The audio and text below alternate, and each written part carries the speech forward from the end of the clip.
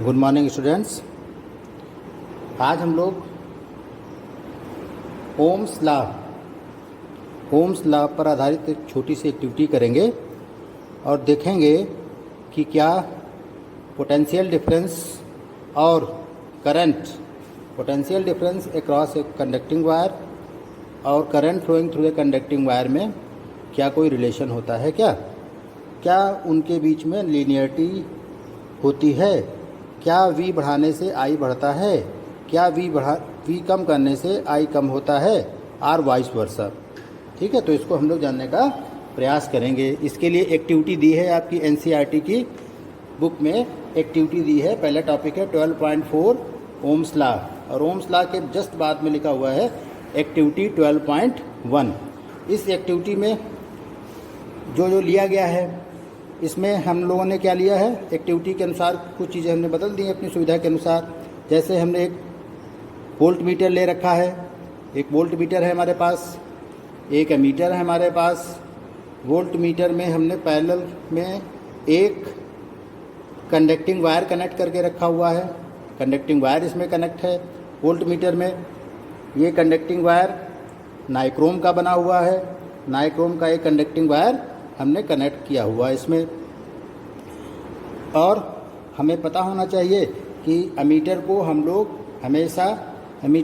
लोग हमेशा सीरीज में जोड़ते हैं और वोल्ट मीटर को सर्किट के साथ में हमेशा पैरेलल में जोड़ा जाता है।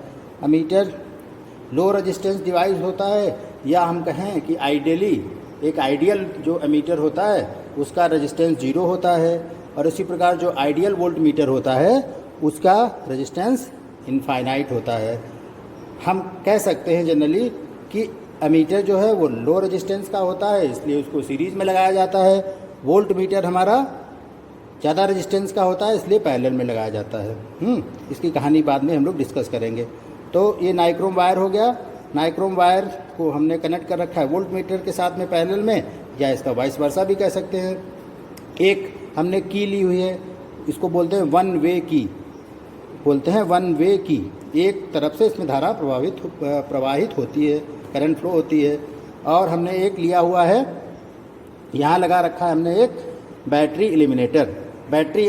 एक्चुअल में ये काम करता है एक बैटरी का जैसे हम लोग कई सेल मिला के एक बैटरी बनाते हैं ना, टार्च को गांव में बैटरी बोला जाता है ना, तो उसमें कई सेल मिले होते हैं। एक्चुअल में एक वोल्ट 1.5 वोल्ट के ड्राई सेल होते हैं, 1.5 वोल्ट 1.5 वोल्ट के, या तो 2 सेल उसमें पड़े होते हैं, या 2 से अधिक होते हैं, 3 भी होते हैं।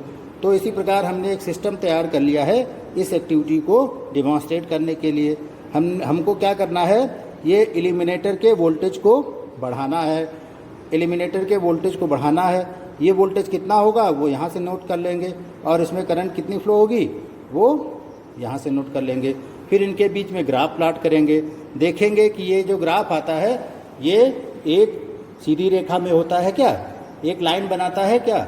V और I में जो ग्राफ मिलेगा वो क्या स्ट्रेट लाइन होगा क्या। अगर होगा तो ये ओम्स लॉ कहलाएगा, ये ओम्स लॉ को फॉलो करेगा। और ओम्स लॉ हमारा कहता है if the physical condition remains constant such as temperature and pressure remains constant, temperature मुख्यतः है हमारा, then V is directly proportional to I और I is directly proportional to V। दोनों तरीके से बोल सकते हैं। तो इसको हम चेक करते हैं, ये एक्टिविटी है अभी केवल एक एक्टिविटी के माध्यम से इसको चेक कर रहे हैं हमने वो ये जो है बैटरी एलिमिनेटर को सेट किया। इसमें देखो 2 वोल्ट का है, 2 वोल्ट का गैप है, 0 to 2, ठीक है, 0 to 2, 2 to 4, 4 to 6, इस तरीके से टोटल ये 12 वोल्ट तक मेजर कर सकता है। तो 12 वोल्ट तक ये मेजर करता है। अब इसको हम देखते हैं, इसको हमने ऑन स्टेट में किया। एक्चुअल में ये ऑन है, 0 दिखा रहा है, लेकिन ये ऑन स्टेट में है। और इस कंडीशन में इसमें जो वोल्टेज दिखा रहा है, डीसी वोल्ट मीटर में जो वोल्टेज दिखाया जा रहा है वो कितना है, 1 वोल्ट। और एमीटर में जो दिख रहा है वो है हमारा, एमीटर में जो यहाँ दिखाई पड़ रहा है वो है हमारा 0.4 वोल्ट। तो एमीटर करंट हमारी 0.4 वोल्ट है, और एमीटर करंट हमारी 0.4 एम्पियर है, और वोल्टेज कितना है, 1 वोल्ट। इसको मैं नोट करके रखता हूँ, नोट कर लेता हूँ एक कॉलम में, एक पेपर पे इसको आप नोट कर लीजिए। ठीक है। अब इसके बाद क्या कीजिए, अब हमने फिर वोल्टेज बढ़ाया,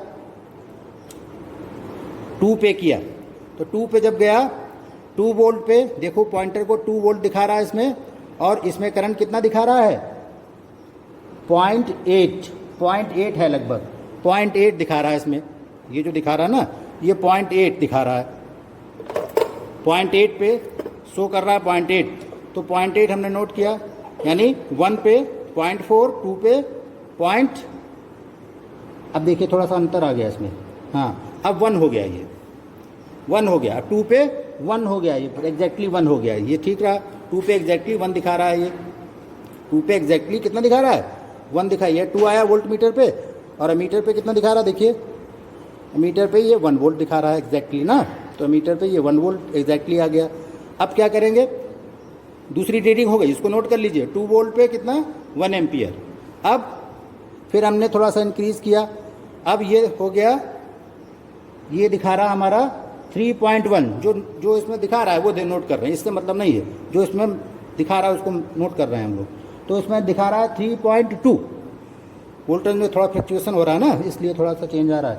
तो ये कितना आया, ये आया 3.2 वोल्टेज में जो आया, ये आया देखो 3.2 पे, 3.2। अब अमीटर में कितना आ रहा है, देखिए अमीटर में ये आया, वो अमीटर में जो दिखा रहा है ये है 1 2 3, यानी 1.2 के आसपास, 1.7 के आसपास, सॉरी 1.7 के आसपास, चूँकि 1.5 है, और इसका जो एक खाना है वो किसके, 2 खाना जो इसका है वो 0.1 वोल्ट, 0.1 एम्पियर को बता रहा है, इसका 2 डिवीज़न एम्पियर का 2 डिवीज़न 0.1 एम्पियर को शो कर रहा है, इसको कहते हैं लीस्ट काउंट।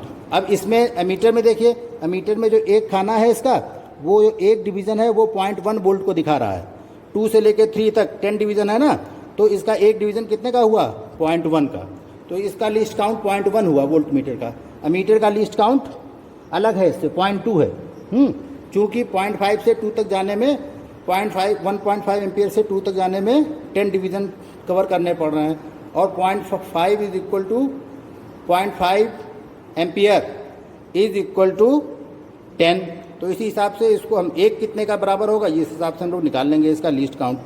तो ये 3 रीडिंगें हो गई, इनको नोट कर लीजिए। अब इसके बाद में एक चौथी रीडिंग लेते हैं, जिसमें हमने क्या किया, वोल्टेज को और बढ़ाया, वोल्टेज को जो बढ़ाया तो ये लगभग, ये इसमें दिखा रहा है कितना 4 से थोड़ा सा कम, और करंट कितना दिखा रहा है 2.2 करंट दिखा रहा है 2.2। अब इन रीडिंग्स के को हमको क्या करना है, एक और रीडिंग लेके देखते हैं। अच्छा, एक और रीडिंग लेते हैं। अभी हो गया, ये था वोल्टेज में कितना था 3.8 पे करंट हमारा था 2। ये फ्लक्चुएशन हो रहा वोल्टेज में, इसलिए इसकी जो नीडल है इधर उधर जा रही है, एग्जैक्ट नहीं बता रहा। अब इसके बाद हमने इसको कर दिया, ये हमारा पोटेंशियल डिफरेंस दिखा रहा है 4.2 पोटेंशियल डिफरेंस, 4.2 पोटेंशियल डिफरेंस, और करंट कितना दिखा रहा है, तो करंट दिखा रहा है 2.3 करंट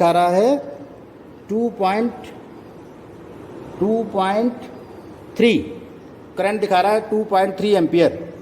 तो ये जो डाटा है इनके बीच में ग्राफ प्लॉट करना है। ये नियरली स्ट्रेट लाइन आएगा, एग्जैक्टली स्ट्रेट लाइन नहीं आएगा, ये नियरली स्ट्रेट लाइन आएगा। अगर ये नियरली स्ट्रेट लाइन आ रहा है तो इसका मतलब क्या हुआ, ये ओम्स लॉ को फॉलो कर रहा है। वी और आई के बीच में ग्राफ अगर स्ट्रेट लाइन आता है तो इसका मतलब क्या हुआ, ये ओम्स लॉ को फॉलो कर रहा है। और इनका रेशियो भी ले सकते हैं, रेशियो निकालते चले जाएं तो रेशियो भी लगभग सेम आना चाहिए, यानी वी और आई का रेशियो भी सेम आएगा। इसको भी चेक कर लेना आप लोग, ठीक है, ये आप चेक कर लेना, फिर इसको हम लोग डिस्कस करेंगे इसके बाद में ओम्स लॉ को। ये ओम्स लॉ की एक्टिविटी है 12.1 पे, ठीक है, ओके। इसको देख लेना, ये एग्जैक्ट किया हुआ है, थोड़ा बहुत वेरिएशन हो सकता है ग्राफ में, क्योंकि वोल्टेज में फ्लैक्चुएशन जब होगा तो ये इसका जो वोल्टेज होगा, करंट होगा, वो डेविएट कर जाएंगे। ठीक है, तो ये नाइक्रोम वायर को लेके हमने ओम्स लॉ की जो एक्टिविटी है 12.1 पे इसको दोहराया है, और इसमें सेल की जगह पर बैटरी एलिमेंटर यूज किया है। बैटरी एलिमिनेटर 0 से 2 और इस 12 वोल्ट तक जा रहा है। ठीक है, ओके। अब ये वायर देखो थोड़ा सा गर्म हो चुका है, हीटिंग हो गई इसमें। Okay, thank you.